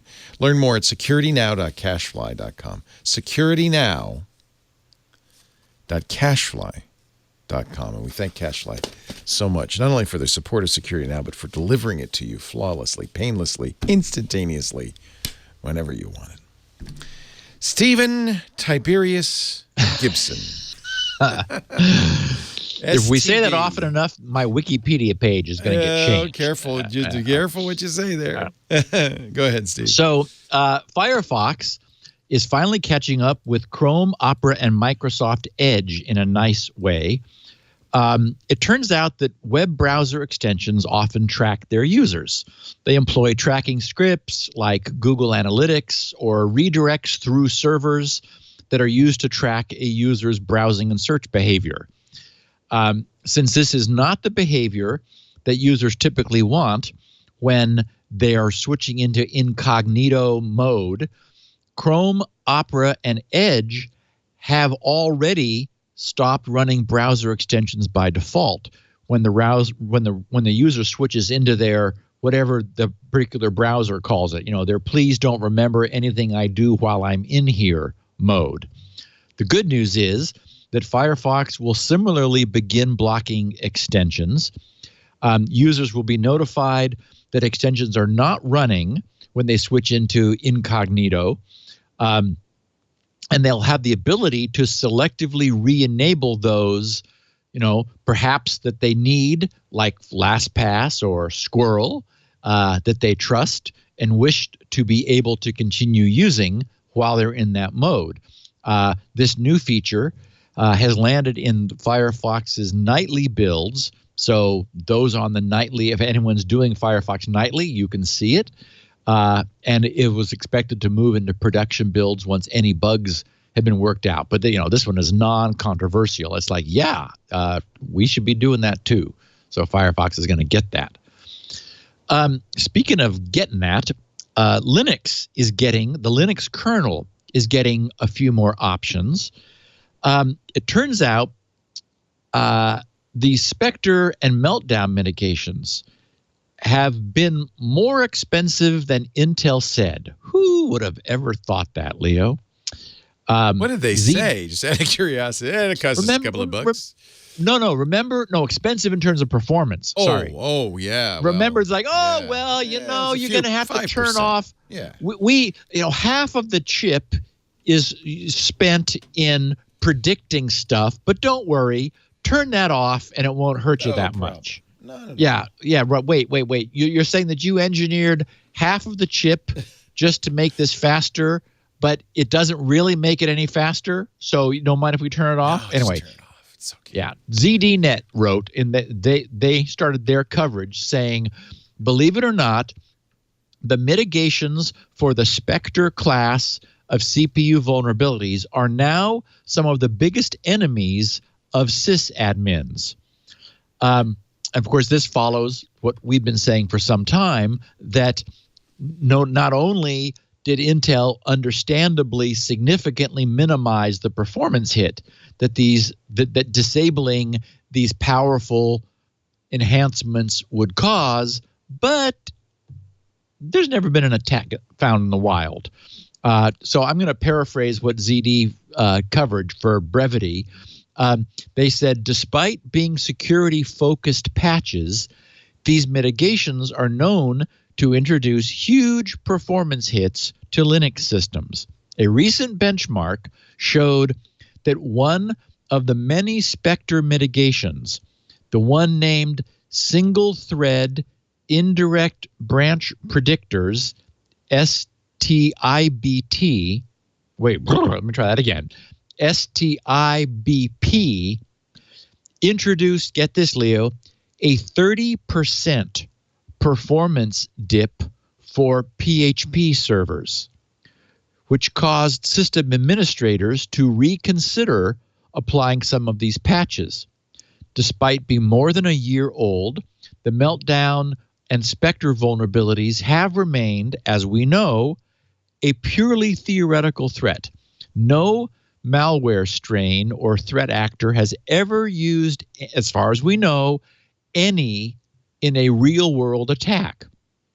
It's all theoretical for the last year plus. Consequently, during the past year, system and network admins have called on the Linux project for options to disable these protections. Many argued that the threat is theoretical and could easily be mitigated with proper perimeter defenses in some scenarios. Even Linus Torvalds has called for a slowdown in the deployment of some performance-hitting Spectre mitigations. The Linux kernel team has reacted favorably toward these requests and has been slowly adding controls to disable some of the more problematic mitigations. For example, since Linux kernel 4.15, administrators can disable the kernel's built-in mitigations for the Spectre v2 vulnerability, that's 2017-5715, with the, quote, no Spectre _v2 kernel command line parameter. Since Linux 4.17, admins have been empowered to disable all mitigations for Spectre v4, that's the 2018-3639, with the no spec _store spectre_bypass_disable command line parameter. Similarly, a way to disable mitigations for Spectre v1 has been added in the Linux kernel 4.19 with the addition of the no spectre_v1 parameter. These three parameters were added even though the kernel already had existing Spectre v2 and Spectre store bypass disable options for months, which allowed sysadmins to control the complexity level of the Spectre class mitigations, which also included an off mode. But sysadmins wanted some way, of course, those are kernel build things, right? So it's like, wait a minute, are these really off? So sysadmins wanted some way to absolutely, positively guarantee that Spectre mitigations would not somehow kick in at all, ever, no matter what. So now the most recent kernel releases have these three newer parameters which can be used.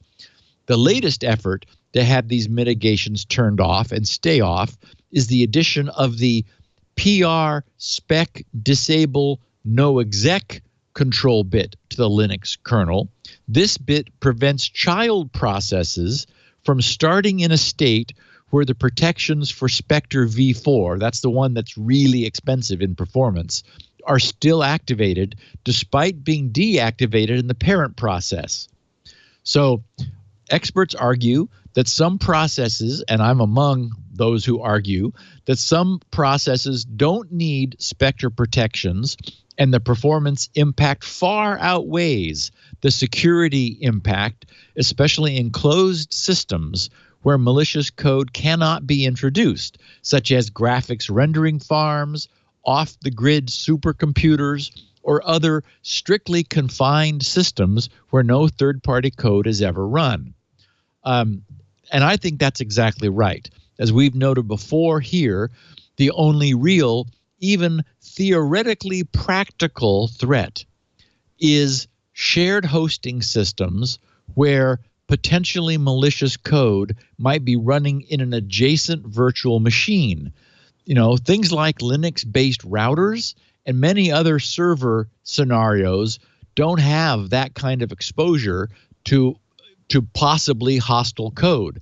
And we've argued, and I do, that even an end user system, if you've got something in your machine which is using Spectre to try to create a breach, then it's dumb because it's already in your machine.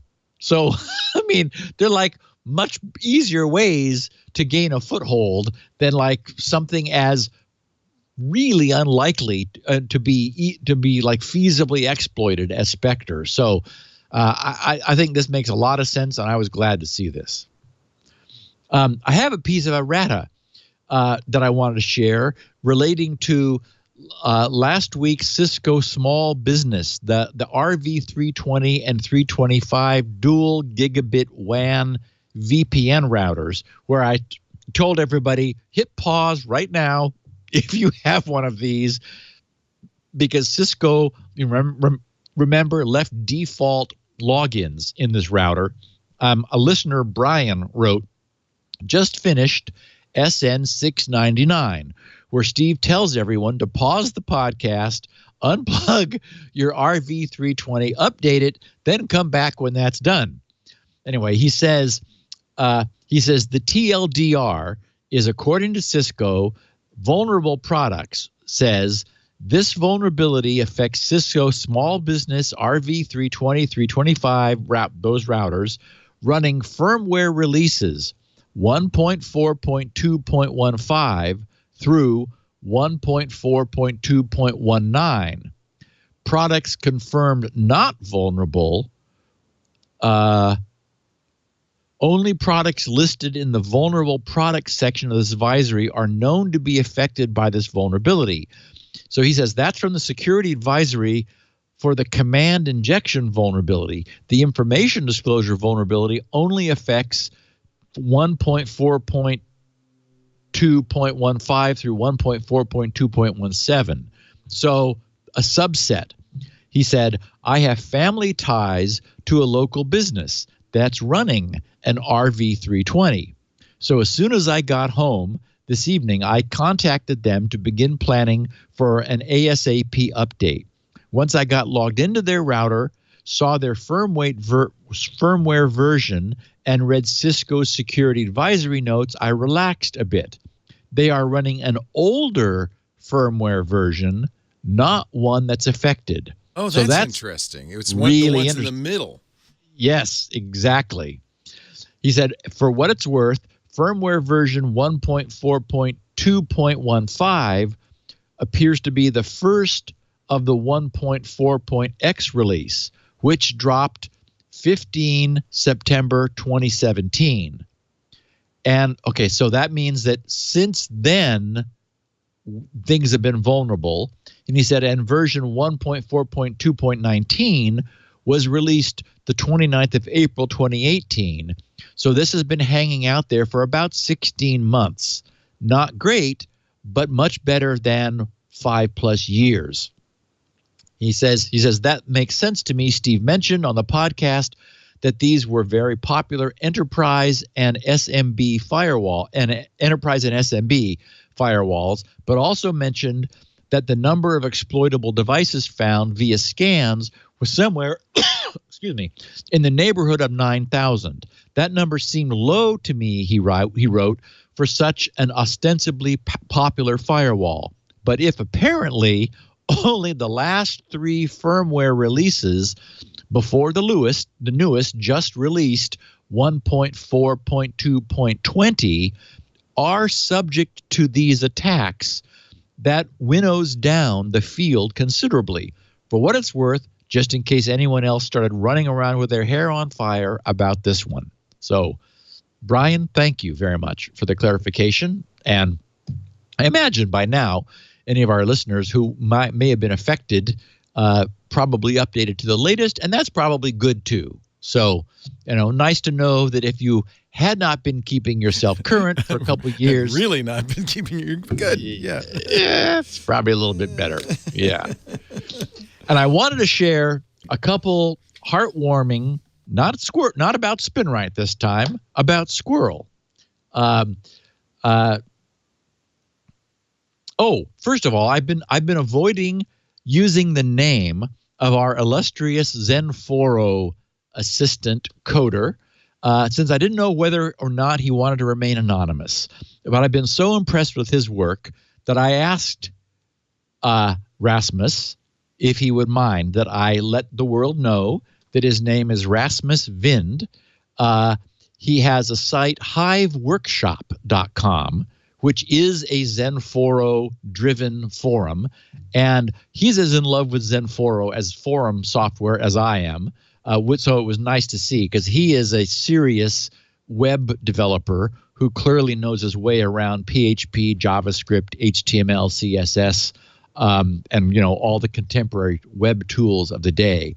And I'm so glad that he happened upon a question that I had posted over in the Zenforo developer site back in May, when I was just, I had the forums up, and I thought, okay, I cannot have Squirrel forums where you can't use Squirrel to log in. That's just, I can't have that.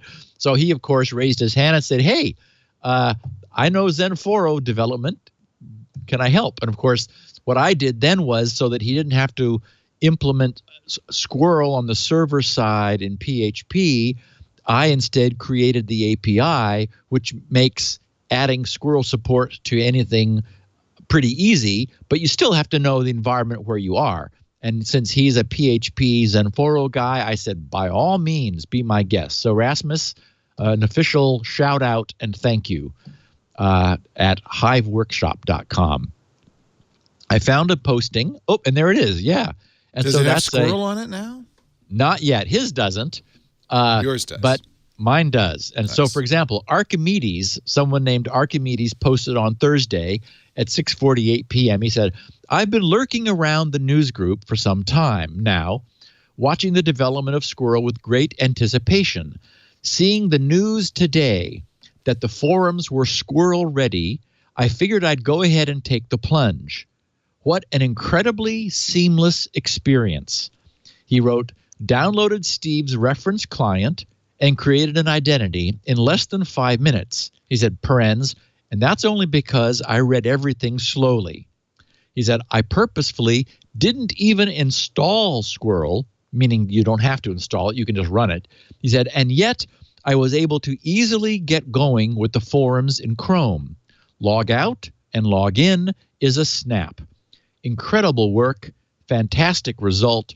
As a professional developer in an American corporate world, I really wish I had more time to help actively, but I'll definitely cheer on from the sidelines, Archimedes.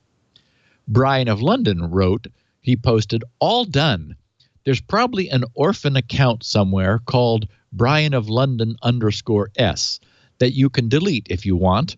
I've now associated this account with my Squirrel ID, which I'm using on my MacBook via Wine and on iPhone via Jeff's client. That's Jeff Arthur in the UK. He said, everything is working. Then he said, WordPress, ... As soon as that plugin is ready, boy, do I want to try it out on the various WordPress sites.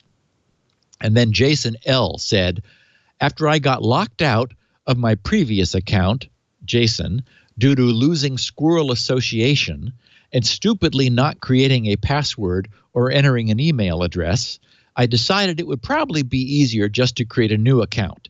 This time I used a password and email address. I then associated this account with my Squirrel ID. It works. I've logged in several times using Squirrel. I've even been able to use Jeff Arthur's iOS client to have my computer log into the site, and meaning that on, you using his phone. He said, I think that is the coolest thing. I can't wait to demonstrate this to my friends and family on their computers. I won't even touch their computers. I will just have them type the URL of these forums. They will think it's some sort of magic trick or I hacked them, LOL. He said, I'm assuming once Squirrel is stable here and there's no danger of losing associations again, there will be a way to remove password and or email address, since the whole point of Squirrel is that websites will not have secrets to keep safe. I realize that sites will probably have email addresses to store, but those aren't really secret, and odds are they have already been stolen anyway. He said, I know there's a feature in the client to only use Squirrel to log in, but figured that feature is not functional yet, and I am not ready to do that until I know it is safe to do so. So anyway, just a note to our patient listeners that we're just about there. What Jason's referring to is that Rasmus and I had a miscommunication there. He was using the API in a form where the identity associations were temporary because he wasn't informing the API that he needed to make it permanent. And every night at midnight, I have a sweeper that goes through and cleans up any usage of Squirrel that didn't result in a permanent use of it on the website where it's being used. And as a consequence, people had initially created their Squirrel associations to accounts they already had, and they Squirrel no longer worked the next day. So anyway, that was just whoops. It was lack of my clear documentation, actually. So that's now clearly documented, and that's been fixed. And then, of course, also people were having fun with the fact that you don't need to tell the forum anything about yourself. You'd have to have a name so that if you post something, there's a handle there, but not even an email address. If you would choose not to have notifications, not to receive notifications from the forum. So anyway, we're getting very close. I have some documentation to catch up on, and then we will get this thing officially released. And the various add-on guys are also working on stuff. Jeff is working on iOS. The Android client is running, and we have, I mentioned, an extension for Chrome. It's actually, he's developing it under Firefox and also runs under Chrome since they have a common extension API. So I am very excited to be actually getting back to SpinRite soon, which brings me to a SpinRite question from Patrick McCauley and I don't know how to pronounce this, Leo, Guelph. Guelph, right? It's Guelph. It's in Ontario. Guelph. it Yeah, is. we have an It's- actual Ontarian in studio, and he's saying it's Guelph. Yes, Guelph, Ontario. So he just said it. So, yeah, just Mark asked- says, "Yep, yep, that's How Guelph. fun. Yep." Guelph. Not a typo. Anyway, simple question. He asks, will SpinRite work on an external USB connected drive? He said, any PC setup drive changes needed? And the answer is it will work and no changes are needed. In the early days of USB on motherboards, it was a little questionable because not all BIOSes supported USB drives. Now USB support is in the BIOS. And so the only trick is you want to have the drive connected when you start SpinRite up, meaning when you boot the system so the BIOS can see the drive and then include it in its list of drives for SpinRite to run on. That's the only requirement. And so long as you do that, you are good to go. And I did see actually a question I referred to at the top of the show about some follow-up on OpenVPN, which actually ties into one of the sponsors of the Twit network and my comment about why would anybody not run the OpenVPN client for Android that we were talking about a couple weeks ago. It was 2 weeks ago. Matt in Providence, and I assume that's Rhode Island, he was looking what he called a stealth VPN to defeat VPN blocking Wi-Fi. And so I assume he's talking about Wi-Fi that blocks IPsec, which is not uncommon, whereas SSL-based VPNs are able to get through that typical blocking. So, and as a matter of fact, our sponsor, sponsor on the Twit network, NordVPN, offers that, but I'll get there in a second. So he said, please add a show topic for this. He says, I have a need for VPN obfuscation / stealth VPN when using certain public Wi-Fi networks. In the name of security, he says, forget the terms of service. Presumably the network says, you shouldn't use a VPN on here. He says, I found a service named TorGuard for around $5 per month. He said, I'm also interested to know whether you can host your own VPN server on AWS that can act like a stealth VPN, or if running OpenWRT VPN on my home Linksys WRT router can act as a stealth VPN. By the way, I'm a proud licensee of SpinRite, and it fixed a boot issue for me on a computer where I wasn't running it preemptively to prevent problems. Great product, thanks. Okay, so I already gave the disclaimer that NordVPN is a sponsor. No, they're not, but okay. Oh, ExpressVPN is our sponsor.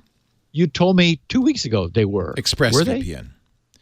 They might have been, yeah, but not now. Oh, ExpressVPN is. Okay. Don't get confused. It's important. Sorry, I'm glad to be straightened out.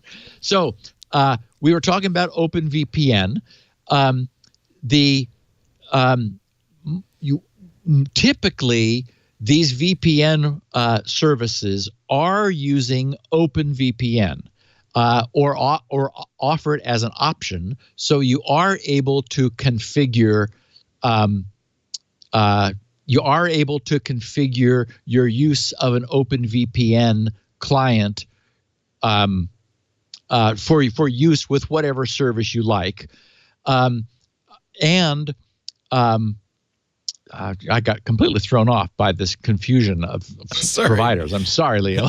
I believe Express does stealth as well, just so you know. Yes, yeah, exactly. But I did want to mention that the OpenWRT is only an OpenVPN client. As far as I could tell, it will not do OpenVPN serving. So you probably still do either need something that can be an OpenVPN server, for example, like pfSense, you could run that and that would do it, or just use a service, which, as we know, are not very expensive and will allow you to connect wherever you hope to be. So I wanted to provide a little bit of clarification to Matt in Providence for that.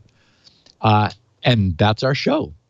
Well, thank you very much. And for further information, twit.tv/sponsors is a list of all the people who pay good money to be on this show. No, and there's nothing wrong with NordVPN. I think at one point they were briefly a sponsor. I will check our current VPN sponsor is the #1 VPN, ExpressVPN. Cool. And yeah, that's exactly the point. I mean, if you don't mind appearing to be coming from your house, perfectly fine, which I don't think you do. But if you'd like to appear somewhere else, like in the cloud, cloud, or somewhere not on-prem, or not even in your country, then you might need some help from a friend. Steve Gibson is a good friend. Thank goodness we've got him for 299 more shows, and that's all. I think that'll be enough, but okay. You think. We'll both be a little older and a little grayer by then, but maybe, what's that, 5 years? But no wiser. I think we've topped out on wisdom, Leo. I think wisdom's done. I think it's downhill. Yeah. I don't know about you. I can't speak for you. You seem to be getting smarter. I'm definitely going downhill.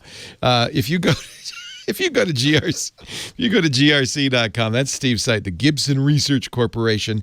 He doesn't sell giant coffee mugs, although I'm telling you, you'd find a market. You'd find a market for head-sized coffee cups, screen-sized, but hey, geez Louise. Now I want coffee, inexplicably. You will find lots of great stuff. Squirrel, SpinRite, which is his bread and butter, the world's finest hard drive recovery and maintenance utility, and this show, fueled by caffeine, heavily fueled by caffeine.